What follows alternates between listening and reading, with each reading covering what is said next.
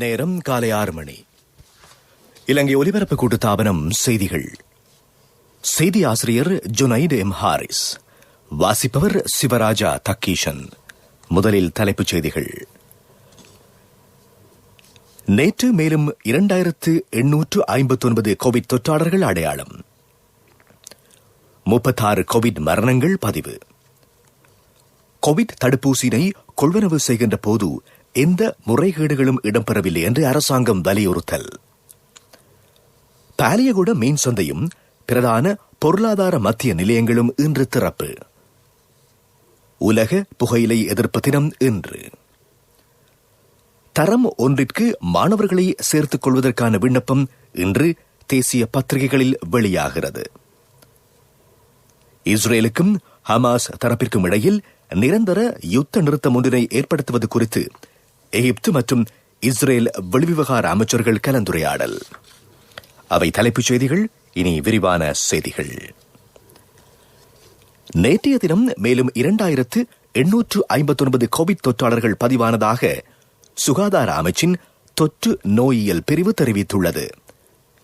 இவர்களில் 2849 பேர் புத்தாண்டு கோவிட் கொத்தனையுடன் சம்பந்தப்பட்டவர்கள் என்றும் 10 பேர் வெளிநாட்டில் இருந்து வந்தவர்கள் என்றும் அந்த பிரிவு குறிப்பிட்டுள்ளது.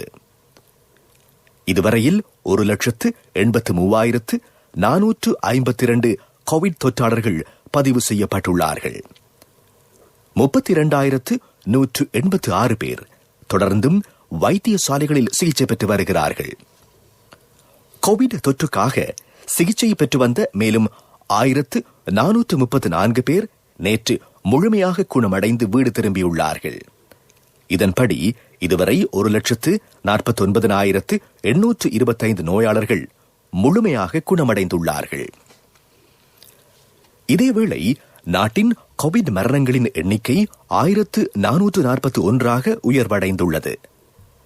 நேற்றைய தினம் மேலும் 36 கோவிட் மரணங்களை சுகாதார சேவைகள் பணிப்பாளர் நாயகம் உறுதிப்படுத்தியதாக அரசாங்க தகவல் திணைக்களம் தெரிவித்துள்ளது. 7 மரணங்கள் நேற்றும், ஏனைய மரணங்கள் மே மாதம் 2ஆம் திகதியிலிருந்து 29ஆம் திகதி வரையும் நிகழ்ந்திருப்பதாக தெரிவிக்கப்பட்டுள்ளது. 15,41,734 பேர் முதலாவது தடுப்பூசியினை பெற்றுள்ளார்கள். 3,46,240 பேர் இரண்டாவது தடுப்பு மருந்தையும் பெற்றிருப்பதாக தொற்று நோயியல் பிரிவு தெரிவித்துள்ளது. கோவிட் தடுப்பூசியினை கொள்வனவு செய்கின்ற போது எந்தவித முறைகேடுகளும் இடம்பெற வாய்ப்பில்லை என்று அரசாங்கம் மீண்டும் வலியுறுத்தியுள்ளது. இலங்கை அரசாங்கத்தினால் $15 கொள்வனவு செய்யப்பட்ட தடுப்பூசியினை பங்களாதேஷ் $10 பெற்றிருப்பதாக சமூக ஊடகங்களில் கருத்து வெளியிடப்பட்டிருந்தது. இது தொடர்பில் ஆராய்ந்திருப்பதாக ராஜாங்க அமைச்சர் சன்ன ஜயசுமன தெரிவித்துள்ளார். இது தொடர்பில் சீன தூதரகத்திடமும் கேட்டு அறியப்பட்டிருக்கிறது. இந்த செய்தி பொய்யானது என்று இதன் மூலம் தெரிய வந்தது. இவ்வாறான போலி செய்திகளை வெளியிட்டு மக்களை திசை திருப்ப சிலர் முயற்சிப்பதாக ராஜாங்க அமைச்சர் குறிப்பிட்டிருக்கிறார். பாலியகுட மத்திய மீன் சந்தை இன்றும் திறந்திருக்கும். இந்த மீன் சந்தைக்கு பெருமளவிலான மீன் கிடைக்கப்பெற்றிருக்கிறது. சுகாதார வழிகாட்டல்களுக்கு அமைய வியாபார நடவடிக்கைகள் இடம்பெறுகின்றன. நாட்டின் பிரதான பொருளாதார மத்திய நிலையங்கள் அனைத்தும் இன்றும் திறந்திருக்கும். பயண கட்டுப்பாடு அமுலில் உள்ள காலப்பகுதியில் மக்களுக்கு தேவையான பொருட்களை விநியோகிப்பதற்காக பொருளாதார மத்திய நிலையங்களையும் மொத்த விற்பனை நிலையங்களையும் நேற்றும் இன்றும் திறப்பதற்கு அரசாங்கம் தீர்மானித்தது. உலக புகையிலை எதிர்ப்பு தினம் இன்றாகும். புகையிலையினை புறம் தள்ளி வெற்றியாளர் ஆகுவோம் என்பது இம்முறை துணைப்பொருள்.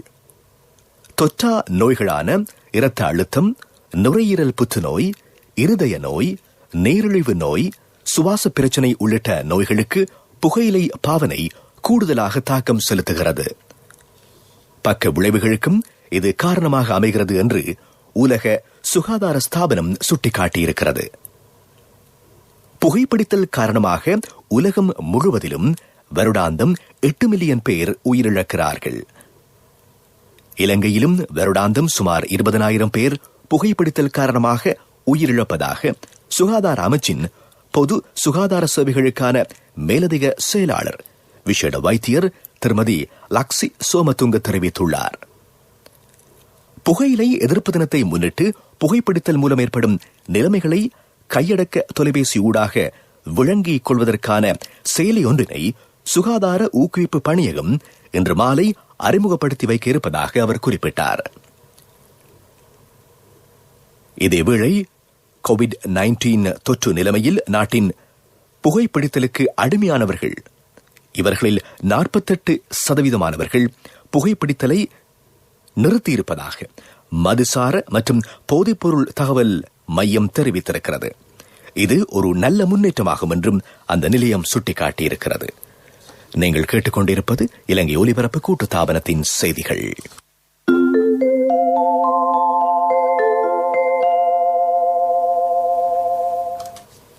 எதிர்வரும் அக்டோபர் மாதம் நடைபெறவுள்ள கல்வி பொதுத்தராதர உயர்தர பரீட்சைக்கும் தரம் 5 புலமை பரிசில் பரீட்சைக்கு தோற்றும் மாணவர்களுக்கான விசேட கல்வி நிகழ்ச்சியினை தேசிய வானொலி ஒழுங்கு செய்துள்ளது. சிங்கள தேசிய சேவையின் சிறுவர் வானொலி ஊடாக செப்டம்பர் மாதம் வரை வார நாட்களில் மாலை 4 மணி முதல் 5 மணி வரை இந்த கல்வி நிகழ்ச்சி விதுல சேவையூடாக இடம்பெறும். திங்கள் முதல் வியாழக்கிழமை வரை உயர்தர பரீட்சையுடன் சம்பந்தப்பட்ட வினா தாள்கள் குறித்து கலந்துரையாடப்படும். வெள்ளிக்கிழமை புலமை பரிசில் பரீட்சையின் வினாத்தாள் பற்றி கலந்துரையாடப்படும். 0112 68 24 11 என்கின்ற தொலைபேசி இலக்கத்தின் வாயிலாக மாணவர்கள் தமது சந்தேகங்களையும் கருத்துக்களையும் தெரிவிக்கலாம். ஆஸ்ட்ராசெனிகா தடுப்பு மருந்தின் முதலாவது ஊசி கோவிட் தொற்றுக்கு எதிராக 6 மாதங்களுக்கு நோய் எதிர்ப்பு சக்தியினை வழங்கும் என்று உலக சுகாதார ஸ்தாபனம் அறிவித்துள்ளது. 2வது தடுப்பூசியினை 8 முதல் 12 வாரங்களுக்குள் பெற்றுக்கொள்ள வேண்டும் என்று ஏற்கனவே உலக சுகாதார ஸ்தாபனம் பரிந்துரை செய்திருந்தவையும் குறிப்பிடத்தக்கதாகும். கோவிட் தடுப்பூசி ஏற்றும் நிகழ்ச்சி திட்டம் தொடர்பில் மக்களை திசை திருப்புவதற்கும் அது தொடர்பான நம்பிக்கையினை இழக்கச் செய்வதற்கும் எதிர்க்கட்சியில் உள்ள பாராளுமன்ற உறுப்பினர்கள் செயல்பட்டு வருவதாக அமைச்சர் ஜான்ஸ்டன் பெர்னாண்டோ குற்றம் சாட்டியுள்ளார். அரசாங்கமும் சுகாதார பிரிவும் இணைந்து முன்னெடுக்கும் இந்த வேலை திட்டம் கட்சி பேதம் பாராது முன்னெடுக்கப்படுவதாக அமைச்சர் குறிப்பிட்டார். குருநாகல் மாவட்டத்தில் தடுப்பு ஊசி ஏற்றும் வேலை திட்டம் தொடர்பில் நேரில் சென்று பார்வையிட்டதன் பின்னர் அமைச்சர் இந்த கருத்துக்களை வெளியிட்டார். அவை உள்நாட்டு செய்திகள்.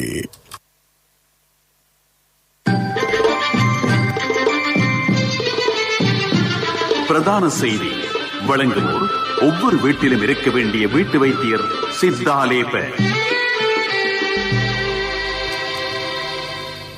அடுத்த வருடம் தரம் 1ற்கு மாணவர்களை சேர்த்துக் கொள்வதற்கான விண்ணப்ப படிவத்தினையும் ஆலோசனைகளையும் கல்வி அமைச்சு வெளியிட்டுள்ளது. வழங்கப்பட்டுள்ள மாதிரி படிவத்திற்கு அமைய தயாரிக்கப்பட்ட விண்ணப்பங்களை பாடசாலை அதிபர்கள் ஊடாக ஜூன் 30 முன்னர் கிடைக்கக்கூடியவாறு பதிவு தபாலில் அனுப்பி வைக்க வேண்டும். அடுத்த மாதம் 30 செல்லுபடியாகும் வகையில் அனைத்து தகவல்களும் நிறைவேற்றப்பட்டு பூர்த்தி செய்திருக்க வேண்டும். கல்வி அமைச்சின் உத்தியோகபூர்வ இணையதளமாகிய www.moe.gov.lk என்கின்ற இணையதளத்திற்கு சென்று விண்ணப்ப படிவங்களையும் தேவையான ஆலோசனைகளையும் பெற்றுக்கொள்ள முடியும். இது தொடர்பான பத்திரிகை அறிவித்தல் இன்று வெளியிடப்படும் என்று கல்வி அமைச்சின் மேலதிக செயலாளர் LMD தர்மதாஸ் தெரிவித்துள்ளார்.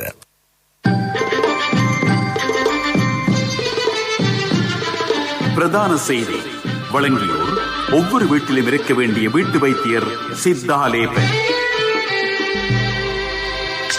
உங்கள் கவனத்திற்கு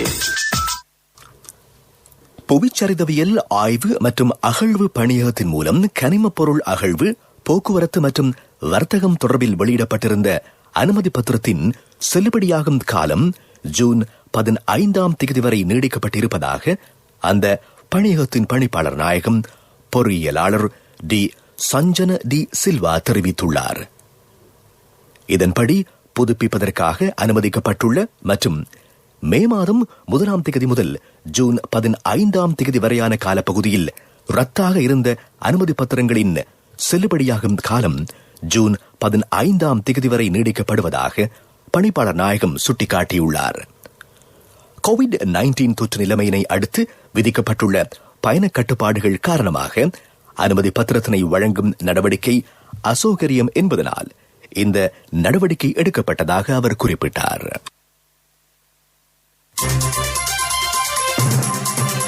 உலகச் செய்திகள்.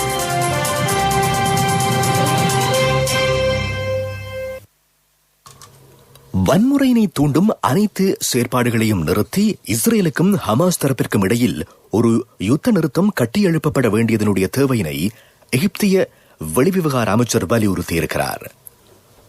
கெய்ரோ நகரில் இஸ்ரேலிய வெளிவிவகார அமைச்சர் கபி அஷ்கனாசியினை சந்தித்து பேசியதன் பின்னர் இவர் இந்த கருத்தை வெளியிட்டிருக்கிறார். கிழக்கு ஜெருசலேம், அல் அக்ஸா பள்ளிவாசல் மற்றும் அனைத்து இஸ்லாமிய கிறிஸ்தவ புனித தலங்களை மற்றும் அங்கு மேற்கொள்ளப்பட்ட தாக்குதல்கள், பலிகள் சம்பந்தப்பட்ட விடயங்கள் மீதும் விசேட கவனம் செலுத்த வேண்டியதன் அவசியத்தினையும் எகிப்திய வெளிவிவகார அமைச்சர் வலியுறுத்தியிருக்கிறார். இஸ்ரேலுக்கும் ஹமாஸ் தரப்பிற்கும் இடையில் தற்போது அமுல்படுத்தப்பட்டுள்ள யுத்த நிறுத்தத்தினை நிரந்தர யுத்த நிறுத்தமாக விரிவுபடுத்தும் நோக்கில் எகிப்து ஏனைய பிராந்திய நாடுகளுடனும் அமெரிக்காவுடனும் இணைந்து பணியாற்றி வருகிறது. ஜெருசலத்தில் இஸ்ரேல் பிரதமர் பெஞ்சமின் நெத்தன்யாகு எகிப்திய உளவுத்துறை தலைவர் அப்பாஸ் கமலை சந்தித்துள்ளார். கமல் பலஸ்தீன ஜனாதிபதி மெஹமூத் அப்பாஸையும் நேற்று ராமல்லா நகரில் சந்தித்தார். பலஸ்தீன் மக்களுக்கான எகிப்தின் ஆதரவை உறுதிப்படுத்தும் அந்நாட்டின் ஜனாதிபதி அப்துல் பக்தா சிசியின் தகவல் குறிப்பினை அவர் ஜனாதிபதியிடம் கையளித்தார். இந்தியாவுடனான உறவுகள் இலகுபடுத்தப்படுவதற்கான சாத்தியமில்லை என்று பாகிஸ்தான் பிரதமர் இம்ரான் கான் வலியுறுத்தியிருக்கிறார். அவ்வாறான நடவடிக்கை காஷ்மீர் மக்களுக்கு ஏமாற்றத்தை கொடுக்கும் என்று அவர் குறிப்பிட்டிருக்கிறார். பொது மக்களுடனான கேள்வி பதில் நிகழ்ச்சியொன்றில் அவர் இந்த கருத்துக்களை வெளியிட்டிருக்கிறார். தான் அதிகாரத்திற்கு வந்து அடுத்த நாளில் இருந்து இந்தியாவுடன் உறவுகளை வைத்திருப்பதற்கும் காஷ்மீர் பிரச்சினையினை பேச்சுவார்த்தை ஊடாக தீர்ப்பதற்கும் முயற்சித்ததாக அவர் சுட்டிக்காட்டினார். ஆனால் இந்த சந்தர்ப்பத்தில் இந்தியாவுடனான உறவுகளை பாகிஸ்தான் இலகுபடுத்துமேயானால் அது காஷ்மீர் மக்களை காட்டிக் கொடுக்கும் செயலாகும் என்று அவர் குறிப்பிட்டிருக்கிறார். இந்திய நிர்வாகத்திற்கு உட்பட்ட காஷ்மீரின் பகுதி அளவிலான சுயாதீன அந்தஸ்தை மீண்டும் இந்தியா வழங்கினால் அடைபட்டுள்ள பேச்சுவார்த்தைகளை மீண்டும் ஆரம்பிக்க முடியும் என்று பாகிஸ்தான் பிரதமர் சுட்டிக்காட்டியிருக்கிறார். புதிய வகை கோவிட் வைரஸ் ஒன்றினை வியட்நாம் கண்டுபிடித்திருக்கிறது. இந்தியாவிலும் பிரித்தானியாவிலும் முதலில் கண்டுபிடிக்கப்பட்ட வைரஸ் வகையின் ஒரு கலப்பாக இது அமைந்துள்ளது என்று வியட்நாம் சுகாதார அமைச்சர் குயான் தான் தெரிவித்துள்ளார். இந்த வைரஸ் குறித்து விஞ்ஞானிகள் ஆய்வு செய்து வருகிறார்கள். இந்த புதிய வகை வைரஸ் அண்மையில் சிலருக்கு தொற்றியது. ஏனைய வைரஸ் வகைகளையும் விட இந்த வைரஸ் மிக வேகமாக பரவக்கூடியது என்று பரிசோதனை ஆய்வுகள் குறிப்பிடுவதாக அவர் சுட்டிக்காட்டியிருக்கிறார். வியட்நாமில் அண்மை காலமாக கொரோனா தொற்றாளர்களின் எண்ணிக்கை அதிகரிப்பதற்கு இந்த புதிய வகை வைரஸ் காரணமாக இருக்கலாம் என்று அந்நாட்டு சுகாதார அமைச்சர் சந்தேகம் வெளியிட்டிருக்கிறார். அபிவிருத்தி செய்திகள்.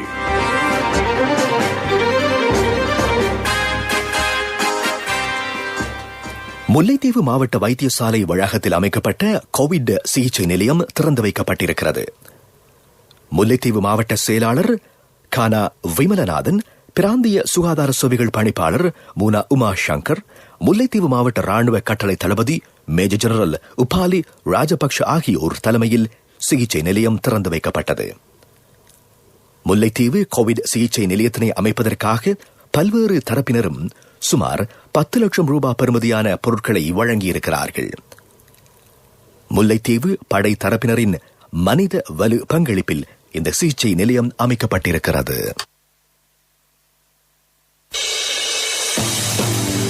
விளையாட்டுச் செய்திகள் உங்களுக்கு வழங்குவது அக்கா, பூ கொஞ்சம் பிச்சுக்கவா?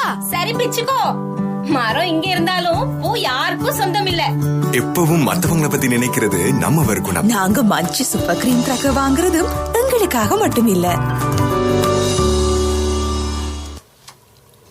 இலங்கை கடற்படையில் பணிபுரியும் முன்னணி பெண் தொடர்பாளர் தெஹானி எகுடோவெல டோக்கியோ ஒலிம்பிக் போட்டிக்கு தகுதி பெற்றிருக்கின்றார். மகளிருக்கான 10 மீட்டர் துப்பாக்கி சூடு நடத்தும் போட்டியில் இவர் பங்கேற்க இருக்கிறார். 2011ஆம் ஆண்டிலிருந்து இலங்கை கடற்படையின் முஸ்கட்சி அணியினை பிரதிநிதித்துவப்படுத்தும் இவர் 7 தடவைகள் மிக சிறந்த துப்பாக்கிச் சூடு நடத்தும் போட்டியாளராக தெரிவாகியிருக்கிறார். தம்பி கால் பண்ணினது பவுனியா பிரியமா இன்றைக்கு இங்க வராங்களாம். பிரச்சனை இல்ல தம்பி, நாங்க எப்பவும் அரிசி கொஞ்சம் கூடத்தானே வைக்கிறோம். நாங்கள் எப்பவும் மத்தவங்கள பத்தி நினைக்கிறது நம்ம குணம். நாங்க மஞ்சி சூப்பர் கிரீம் கிராக்கர் வாங்குறதும் எங்களுக்காக மட்டும் இல்ல. முதலாம் தரத்திற்கு சேரவிருக்கும் சின்னம் சிறார்களுக்கு தேசிய சேமிப்பு வங்கியின் ஹப்பன் கணக்கினூடாக 1000 ரூபாய் சேமிப்பு, நாடு தழுவிய பரந்த கிளைகள் மற்றும் உப தபால் காரியாலய வலையமைப்பினூடான கொடுக்கல் வாங்கல் செய்யும் வசதி. வர்த்தக செய்தி அனுசரணை. தேசிய சேமிப்பு வங்கி, உங்கள் பணத்திற்கு பாதுகாப்பான இடம். சேதன பசலை கொண்டு தயாரிக்கப்பட்ட விவசாய உற்பத்திகளுக்கு சேதன உற்பத்திகளுக்கான சான்றிதழ்களை வழங்க நடவடிக்கை எடுக்கப்பட்டிருக்கிறது. இலங்கை ஏற்றுமதி அபிவிருத்தி சபை இந்த வேலை திட்டத்தினை முன்னெடுக்கிறது. இலங்கையில் உற்பத்தி செய்யப்படும் விவசாய பொருட்களுக்கு சர்வதேச மட்டத்தில் சிறந்த அங்கீகாரத்தினை வழங்குவது இதன் நோக்கமாகும்.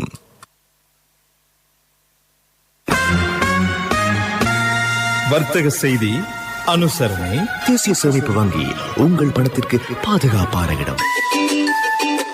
2021ஆம் ஆண்டில் முதலாம் தரத்திற்கு சேரவிருக்கும் சின்னம் சிறார்களுக்கு தேசிய சேமிப்பு வங்கியின் ஹாப்பன் கணக்கின் ஊடாக 1000 ரூபாய் சேமிப்பு, அதிக வட்டி வீதம், சேமிப்பு கணக்கிற்கு 100% அரசு பாதுகாப்பு, புலமை பரிசில் பரீட்சைக்கான முன்னோடி வினாப்பத்திர கொத்து உட்பட நாடு தழுவிய பரந்த கிளைகள் மற்றும் உப தபால் காரியாலய வலையமைப்பினூடான கொடுக்கல் வாங்கல் செய்யும் வசதி.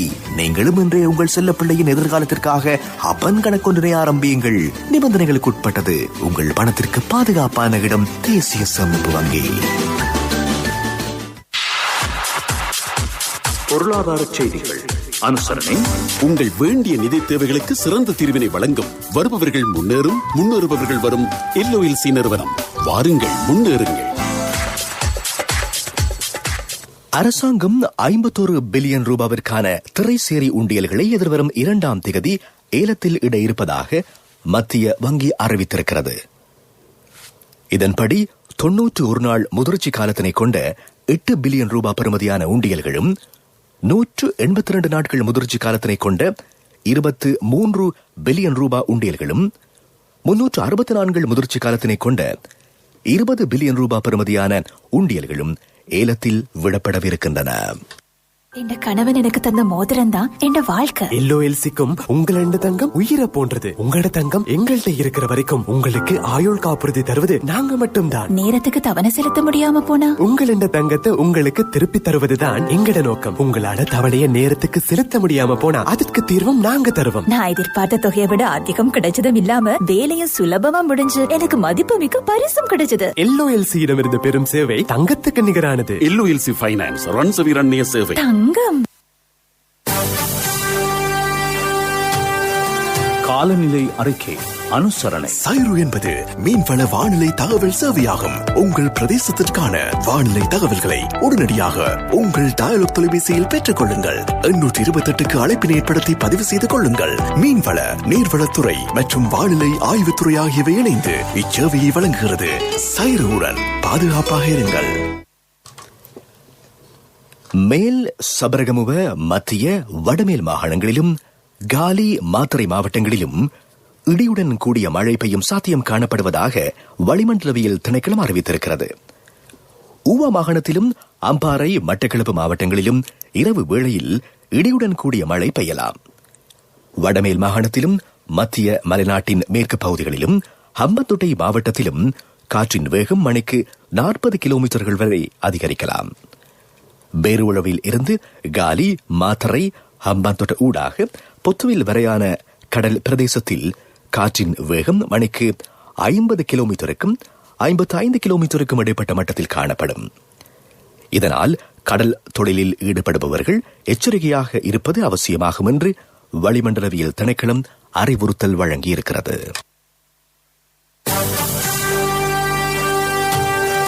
காலநிலை அறிக்கை கேட்டீர்கள். சைரு என்பது மீன்வள வானிலை தகவல் சேவையாகும். உங்கள் பிரதேசத்திற்கான வானிலை தகவல்களை உடனடியாக உங்கள் டயலாக் தொலைபேசியில் பெற்றுக் கொள்ளுங்கள். 828க்கு அழைப்பினை ஏற்படுத்தி பதிவு செய்து கொள்ளுங்கள். மீன்வள, நீர்வளத்துறை மற்றும் வானிலை ஆய்வுத்துறை ஆகியவை இணைந்து இச்சேவையை வழங்குகிறது. சைருவுடன் பாதுகாப்பாக இருங்கள். இனி மீண்டும் தலைப்புச் செய்திகள். நேற்றைய தினம் மேலும் 2859 கோவிட் தொற்றாளர்கள் அடையாளம், 36 கோவிட் மரணங்கள் பதிவு. கோவிட் தடுப்பூசியினை கொள்வனவு செய்கின்ற போது எந்தவித முறைகேடுகளும் இடம்பெறவில்லை என்று அரசாங்கம் வலியுறுத்தல். பாலியகுட மீன் சந்தையும் பிரதான பொருளாதார மத்திய நிலையங்களும் இன்று திறப்பு. உலக புகையிலை எதிர்ப்பு தினம் இன்று. தரம் 1ற்கு மாணவர்களை சேர்த்துக் கொள்வதற்கான விண்ணப்பம் இன்று தேசிய பத்திரிகைகளில் வெளியாகிறது. இஸ்ரேலுக்கும் ஹமாஸ் தரப்பிற்கும் இடையில் நிரந்தர யுத்த நிறுத்தம் ஒன்றினை ஏற்படுத்துவது குறித்து எகிப்து மற்றும் இஸ்ரேல் வெளிவிவகார அமைச்சர்கள் கலந்துரையாடல். இத்துடன் எமது காலை பிரதான செய்தி அறிக்கை நிறைவடைகிறது. எமது அடுத்த பிரதான செய்தி அறிக்கையினை நண்பகல் 12:45 எதிர்பாருங்கள்.